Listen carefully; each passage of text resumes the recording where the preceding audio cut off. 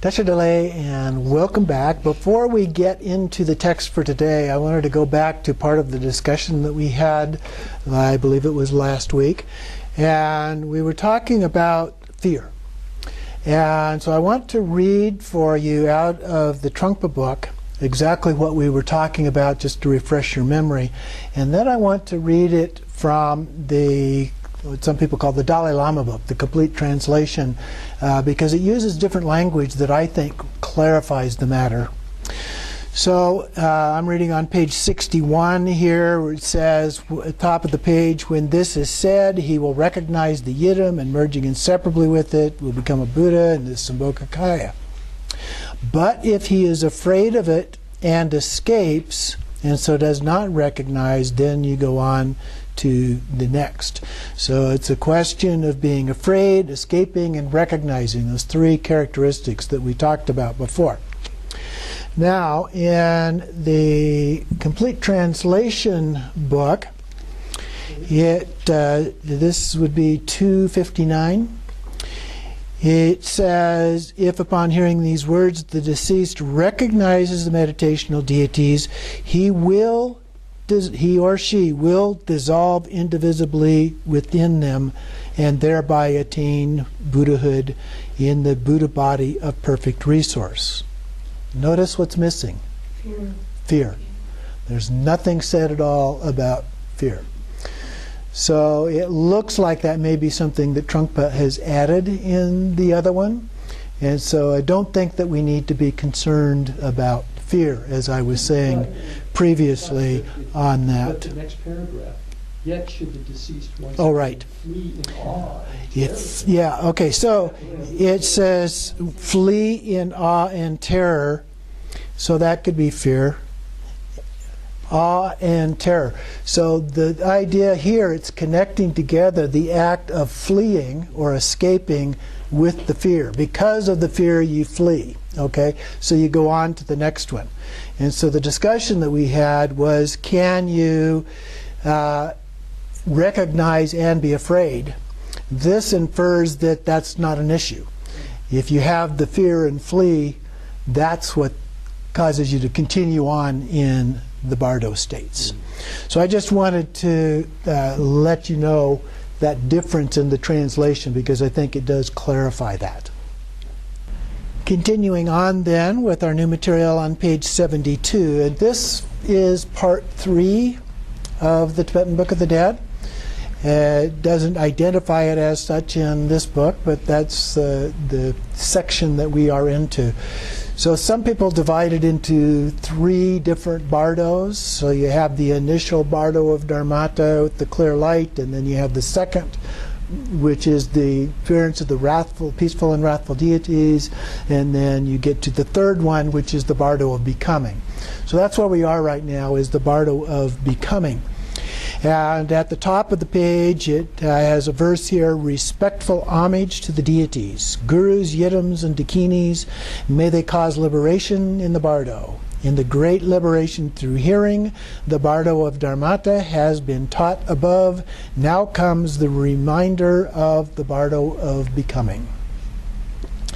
And so approximately 5 weeks will have passed based on the 49-day cycle and the days that have been identified in each of the individual sections leading up to this.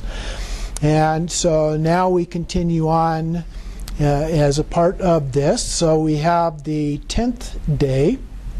So this overlaps with the days that are identified in the previous section where we went to the 13th day.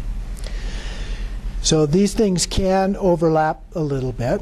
So it begins with, O child of Buddha nature, listen well and understand. Hell beings, gods, and the Bardo body are born spontaneously.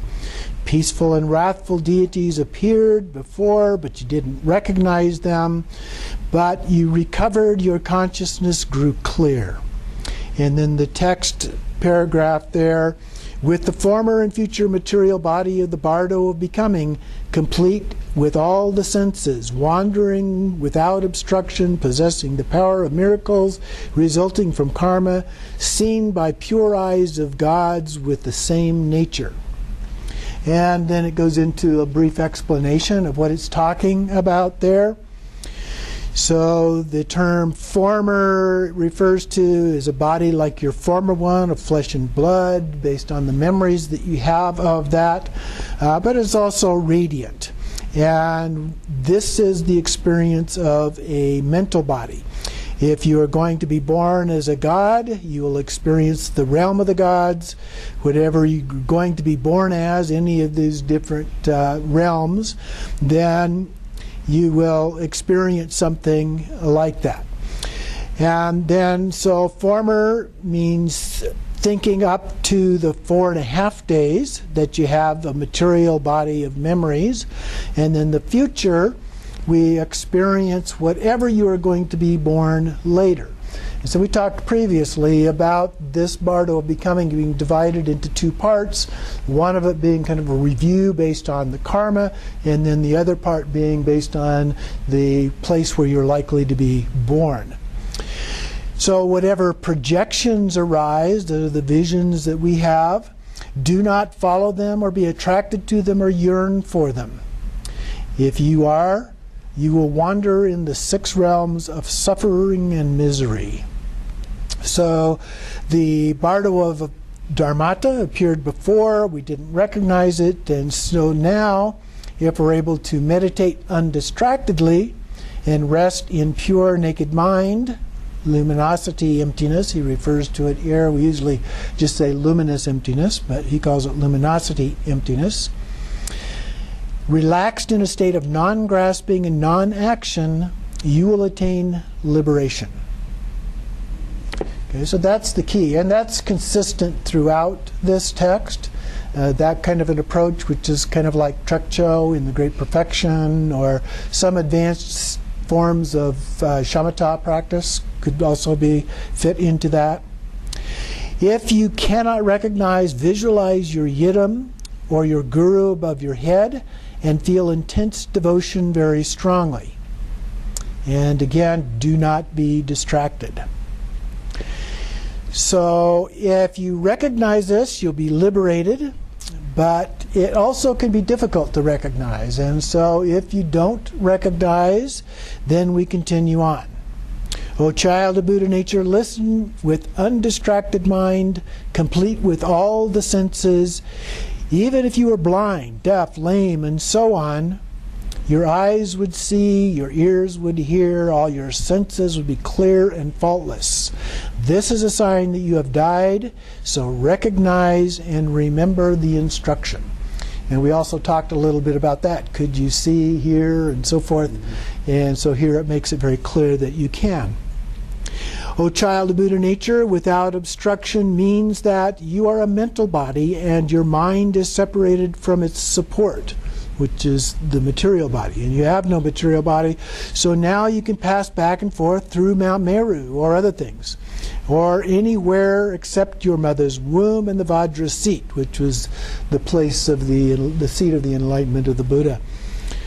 So we can travel about, we can move right through walls, we can move through mountains, we can move through anything, because it's just a mental body. There's no physical constraints the way that we have in this life. This is a sign that you are wandering in the Bardo of Becoming, so remember your Guru's teachings, supplicate the Lord of Great Compassion, who is Chinrezi or Avalokiteshvara. In his name, that term gets repeated in here over and over again as another option. So if you don't have a yidam and so forth, you can always think about Chinrezi. Now, if you think about it in the context of the culture in Tibet, virtually everyone would have some familiarity with Chinrezi and Tara. I mean, those are very common, and so you would know what they're talking about here, even if you had not done any Dharma practice. Continuing on then, O child of Buddha nature, possessing the power of miracles resulting from karma means that now you have miraculous powers. You can circle 4 continents and Mount Meru in an instant, arrive anywhere instantaneously, and so forth. But, just as the Buddha before him said, these powers are unsuitable. Do not think about them. Recognize and supplicate your Guru.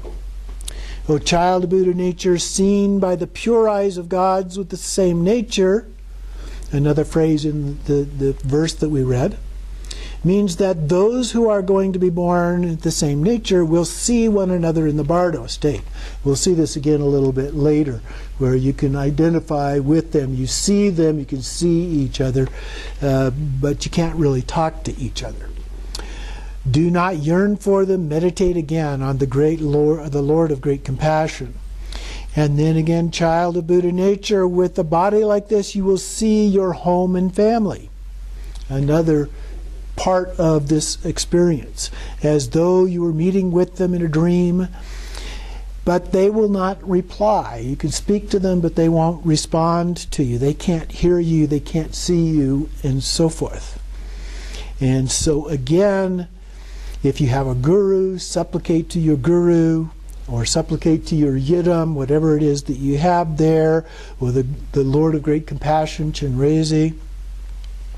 And then it continues on again, O child of Buddha nature, blown by the moving wind of karma, your mind without support helplessly rides the horse of wind.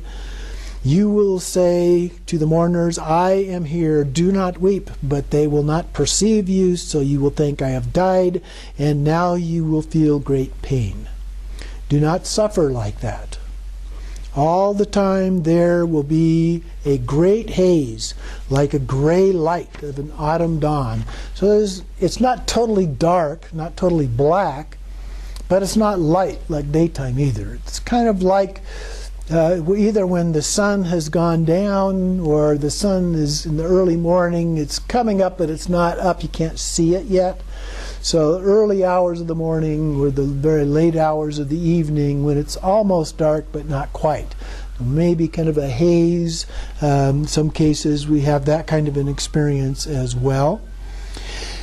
So this is the Bardo state, which can last for 1 to 7 weeks and up to 49 days. Generally, it says here that it lasts for 21 days. So that's kind of the average. So that would be a period of 3 weeks. But if you don't recognize what's going on, of course, it extends longer than that. Now, some texts say this one refers to 49 days and kind of infers that's kind of the end of it. But there are some texts that say it can last as long as 100 days. So it's not guaranteed that it's going to be over with in that period of time. It depends on karma, your experience, and so forth coming into it. Then continuing on, O child of Buddha nature, at this time the great tornado of karma will appear. Do not be afraid of it or confused. It's your own confused projection. There will be flesh-eating demons and wild animals, an army. There will be sounds of mountains crumbling, flooding, fire spreading, fierce winds, and so forth. And you'll feel like you're being cut off by 3 precipices. You're kind of out there on the edge and ready to fall off. And it says, don't be afraid. You know, you're at the point of falling down, but, O child of Buddha nature, they are not really precipices. They are aggression, passion, and ignorance. They are actually the 3 poisons appearing in that form. So recognize this. Call out the Lord of Great Compassion, my Guru, the 3 jewels. Do not let me, say your name, fall into hell, and then supplicate fervently to them. In the case of others who've gathered merit and were virtuous, practiced the Dharma, all kinds of perfect enjoyment will invite them, and they will experience bliss and happiness. Those who are indifferent or ignorant will not experience any form of either pleasure or pain. O child of Buddha nature, whatever pleasures and objects of desire appear, do not be attracted or yearn for them. Offer them to the Guru and the 3 jewels. Give up attachment and longing until indifference arises. Oftentimes in Buddhist texts you will see the phrase detachment apply. And so the idea is that we are neither attached nor averse to them, but we're somewhere in the middle. somewhat indifferent to those things. O child of Buddha nature, at this time, various other kinds of things appear and shelters that shelter us for a brief period of time, but we just can't settle. Okay? We're restless, and we may feel angry and cold, and our consciousness keeps getting us riled up, and as a result, we want to move. And it says here, rest your mind in its basic state. So once again, it goes back to that basic meditation. We may experience a lack of food, no friends, lack of certainty, and so forth. We may feel extreme pain and begin to think, why not find a body? I need a body, and begin to look for a body that we can inhabit. We may even look for our own corpse. But the corpse may already be frozen, or have rotted, or been burned, or buried, or fed to animals, and consequently we cannot find it, or even if we enter into it, it's of no use to us at this point. And so we feel despair and suffering, and so we are told to cut off our yearning for a body and rest again in the state of non-action, undistracted. And then, being shown in this way, liberation from the Bardo is attained. Absolute certainty. It is attained. But it is impossible to recognize, if it is impossible to recognize because of karma, bad karma, we should call out the dead person by name. This is assuming we are doing the reading here now. And say, O child of Buddha nature, giving their name, listen, it is your own karma. You cannot blame anyone else. Supplicate to the three jewels. And do Mahamudra meditation. Do not meditate on your yidam, and good consciousness within you will collect your good actions and count the white pebbles. So he doesn't really mention it here, but this is the appearance of Yama, which is the distinguishing feature of having now moved into the Bardo of Becoming. And so Yama appears, and he then does the counting of the white pebbles and the black pebbles based on our karma, the good and the bad things that we have done in our past life or previous lives. And we may even be tempted to lie and say, I didn't do that, I didn't do that. But the Lord of Death will not agree, will not be taken by our lies, and continues on, and he will even drag us around by a rope around our neck, cut off our head, tear out our heart, pull out our entrails, lick our brains, drink your blood, eat your flesh, gnaw your bones, but you cannot die. And this is like being in a dream state where you have a nightmare and you don't die in the dream. And in this case, you don't die either. You're already dead. You can't. A dead person can't die. Okay? So, being cut up again and again, go through the cycle over and over again, potentially, in extreme pain, but do not be afraid. Do not lie. Do not fear Yama. You are a mental body. You cannot die. You are really the natural form of emptiness. So there is no need to fear. So recognize everything as the Bardo. Meditate on Mahamudra. If you do not know how to meditate, then it gives some other things to consider. Look at the nature of what makes you afraid. Basic Vipassana type of an approach. See emptiness with no nature. This is the Dharmakaya. Awareness and clarity is the Sambhogakaya. And then empty luminosity is the Swabhavakakaya. Its own natural energy is the compassionate Nirmanakaya.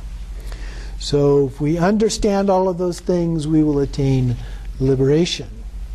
Continuing on page 78, O child of Buddha nature, See in this way without distraction. As soon as you recognize, you will attain complete enlightenment in the four kayas.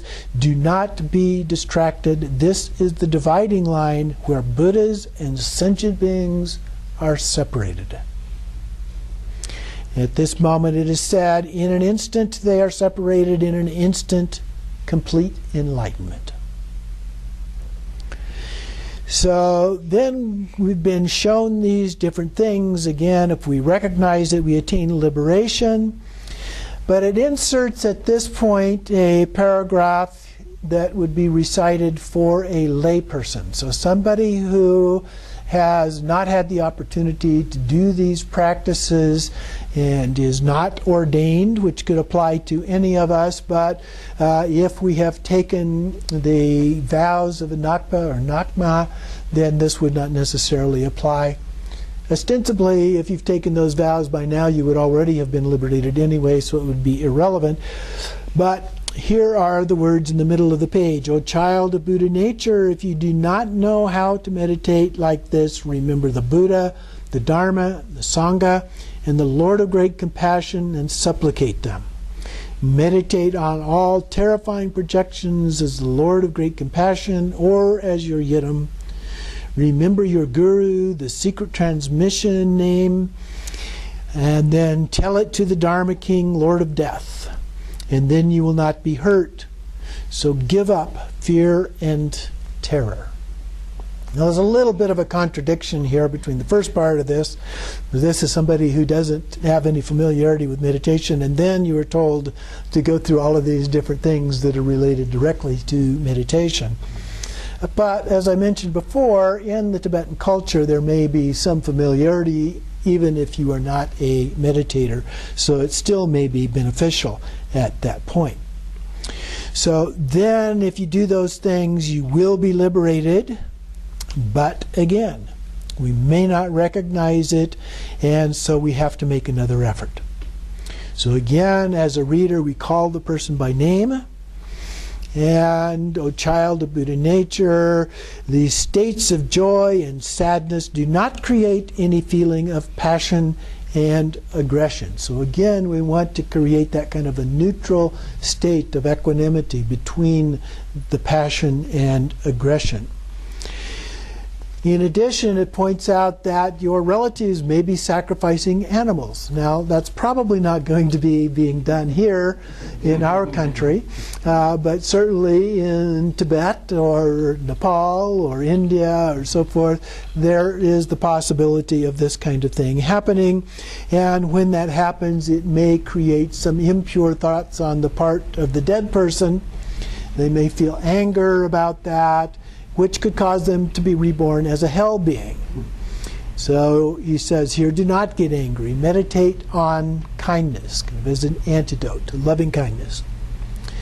If you are attached to possessions that you have left behind, now this would be a big one for people in our country perhaps, then we could also get angry when we see others wanting our possessions or taking them away for their own use and so forth.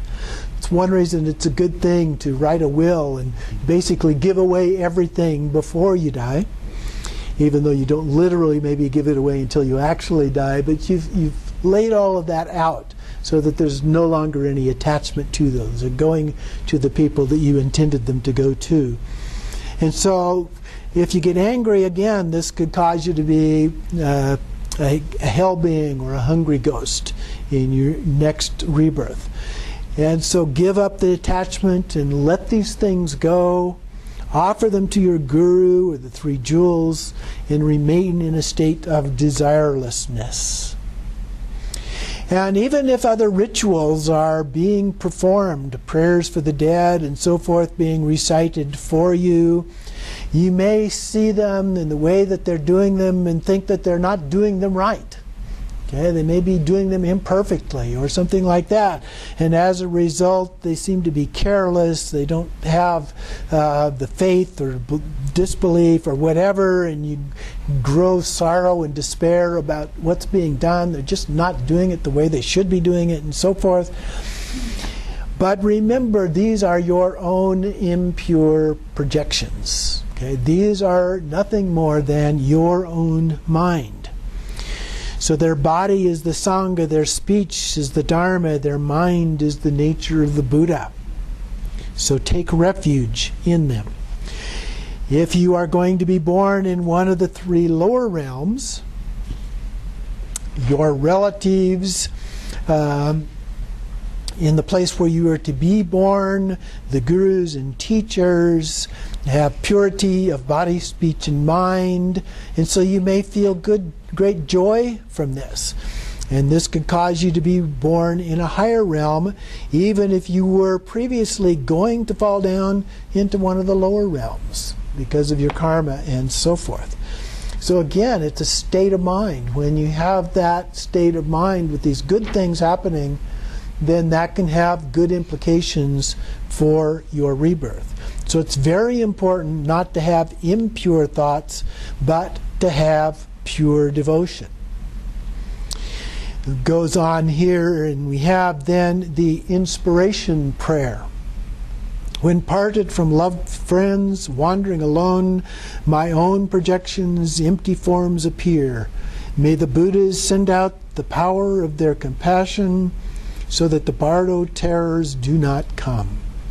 When I suffer through the power of evil karma, may my yidam clear away all suffering. When the sound of Dharmata roars like 1,000 thunders, may it all become the sound of the 6 syllables. When I follow my karma without a refuge, may the Lord of great compassion be my refuge. When I suffer the karma of unconscious tendencies, may the samadhi of bliss and luminosity arise. So we say this prayer fervently, and it will certainly lead to the path, and be absolutely convinced that it is not false, and it is very important. This will cause us to remember and recognize and attain liberation. But, as this goes, there's an exception every time. Okay, it's difficult because of the evil karma. And so, as a reader, it says to repeat it again and again, calling the dead person by name. But now we're actually moving on rather than just repeating it. O child of Buddha nature, if you have not understood, your future body will become clearer. So now we're making a little bit of a transition to the future here. And there will be 6 lights that appear, indicating which realm in which we might be reborn. So one of those 6 lights will be brighter than the others, and that will give us a hint as to which of these realms that we are likely to be reborn in. O child of Buddha nature, listen. And then it goes through and actually identifies here in the text each of these: the soft white light of the gods, the red light of the jealous gods, the blue light of the human beings, the green light of the animals, the yellow light of the hungry ghosts, the smoke color light of the hell beings. Your body will also take on that color of that particular realm. O child of Buddha nature, at this time the essential point is, whatever light shines, meditate on that as the Lord of great compassion. Okay? It is your mind. And so recognize that and meditate on it as Chinrezi, or it could be your yidam, or it could be your guru. This prevents rebirth. Meditate on your deity as your yidam. It's like an illusion, a pure illusory body. Let the yidam disappear and then just rest for a while in this emptiness luminosity. And then meditate again on the yidam and again on luminosity, kind of alternating back and forth between these, and let your mind too disappear.